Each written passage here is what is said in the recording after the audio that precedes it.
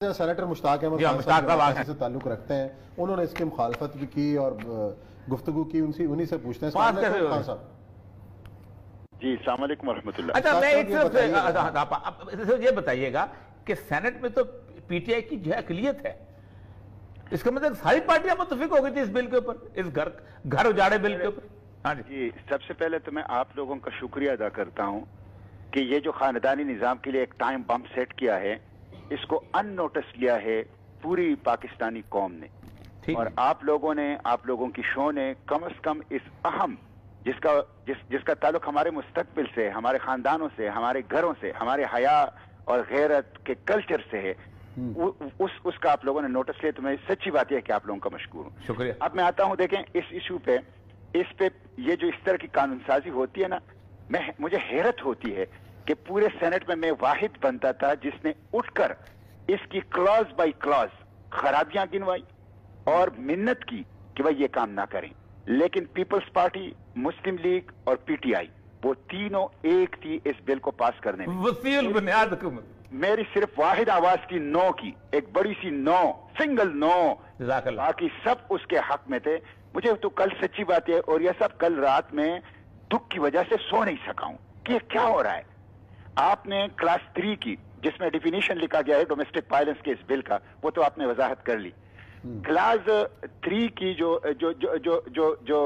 Be ہے، اس کے اندر بھی اسی طرح کی ڈیفینیشن جو ہیں وہ، ہاں جی میں دیکھیں، ہاں جی ہاں، جس میں یعنی یہ لکھا گیا ہے کہ تھریٹ آف ڈائیورس، جی ہاں، طلاق کا لفظ آپ نے بولا تو یہ ڈومیسٹک وائلنس ہے، اور اگر آپ نے دوسری شادی کی خواہش کا اظہار کیا تو یہ بھی ڈومیسٹک وائلنس۔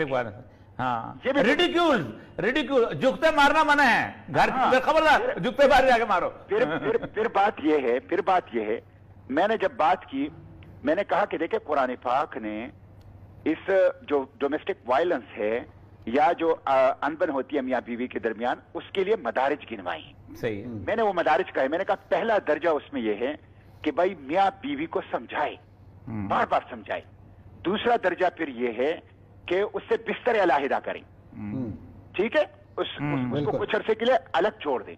تیسرا درجہ یہ ہے کہ آپ اس کو مار سکتی ہیں، قرآن کے الفاظ یہ ہیں وَضْرِبُوهُنَّ، ہاں، لیکن وہ مار ایسا ہو کہ چہرے پر نہ ہو، نازک حصے پر نہ ہو، نشان بننے والا نہ ہو، اور تادیباً ہو جی، آپ صلی اللہ علیہ وسلم مثال بھی دیے کہ مسواک سے مثال بھی دیے، مسواک سے، یعنی مسواک یہ ہو۔ چوتھا پھر یہ ہے کہ اگر اس سے بھی نہ ہو تو ایک حاکم مرد کے خاندان سے، ایک حاکم مرد کے خاندان سے، دونوں حاکم بیٹھ کر فیصلہ کریں، ثالث بیٹھ کے، اور ان ثالثوں کے لیے قرآن نے یہ ہدایت کی ہے کہ الصلح خیر، کہ صلح کے اندر خیر ہے اور تم لوگ صلح کی کوشش کرو۔ لیکن سمپل، اس میں تو میاں بیوی کا تو مسئلہ ہی نہیں ہے، اس میں تو بیٹی شامل ہے بھائی، اس میں تو بیٹا شامل ہے بھائی۔ اس میں جو گھر کی تعریف کی گئی ہے، اس میں بیٹا، بیٹی، بہن، بھائی، ماں باپ، اولاد، کام کرنے والے خواتین، رہنے والے رشتہ دار، سب کچھ جو اس پریمیسز کے اندر رہتے ہیں وہ تمام انسان شامل ہیں۔ اچھا، لیکن زیادہ تر چونکہ یہی چیز ہوتی ہیں، پھر میں نے کہا کہ اس پورے بل میں جو اصلاح کا پہلو ہے، ریکنسولیشن کا پہلو، وہ تو سرے سے نظر انداز ہے۔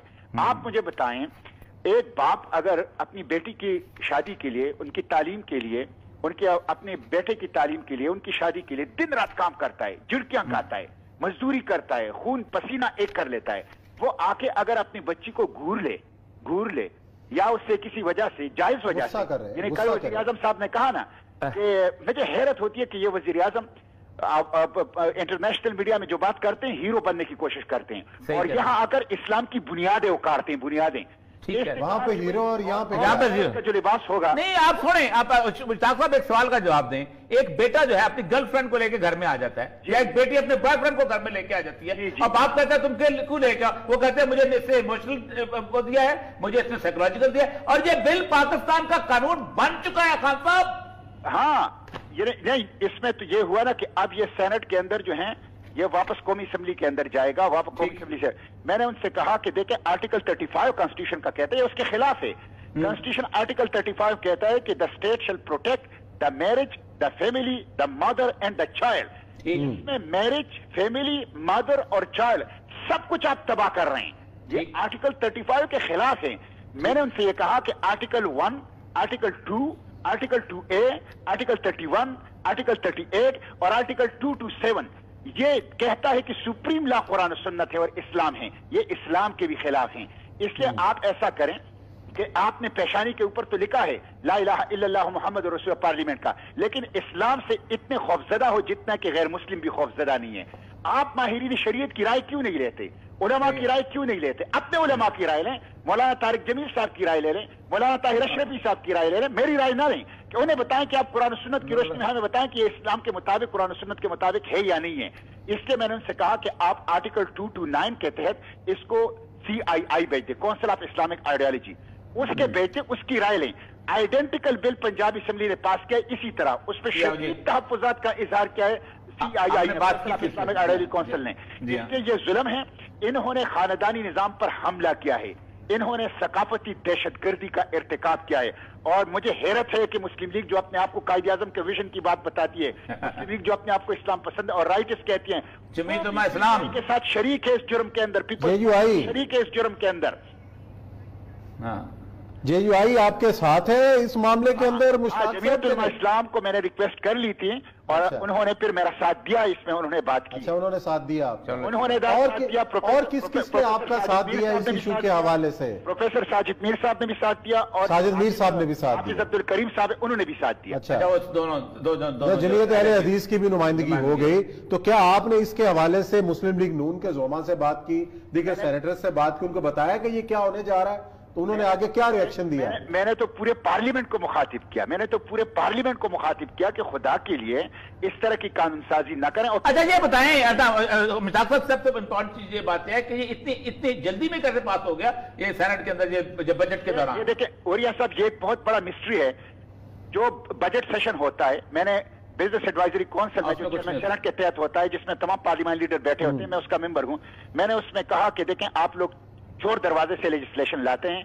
बजट सेशन, चूंकि बजट बहुत बड़ी डॉक्यूमेंट है, उसको देखना, उसका तजिया करना, उसमें आप जो है उसूल यह होता है, रवायत भी ये है कि उसमें लेजिस्लेशन नहीं होती, उसमें सिर्फ बजट पे डिस्कशन होती है। इन्होंने बजट सेशन में ये ले आया बजट से, ताकि उसको कोई पढ़ ना सके। कभी नहीं हुआ, कभी नहीं। दूसरी हरकत उन्होंने ये की कि इस लेजिस्लेशन की जो टेबल कर ली, इसकी उर्दू कॉपी नहीं थी, ताकि उलमा और उर्दूदान तबका जो अंग्रेजी नहीं समझता, मैं तो अंग्रेजी समझता हूं, इसलिए उठकर मैंने बात की, उन बेचारों को उन्होंने बिल्कुल इससे बाहर कर दिया। तो ये एक इस्तेहकाक उनका इन्होंने मजरूह कर दिया और इस पे उन लोगों ने फिर एहतिजाज भी किया। मैंने इसको उठाया कि भाई इसकी उर्दू कॉपी नहीं है, तो जो उर्दू नहीं जानते, ये तो आपने उनका इस्तेहकाक मजरूह कर लिया। तो ये जुल्म ये करते हैं और ये सिर्फ मगरिब को खुश करने के लिए बस बारीक तरीके से वारदात डाल दी है जी। अल्लाह ताला रहम करे, तौफीक दे इनको, ऐसे काम ना करें। आपका बहुत बहुत शुक्रिया।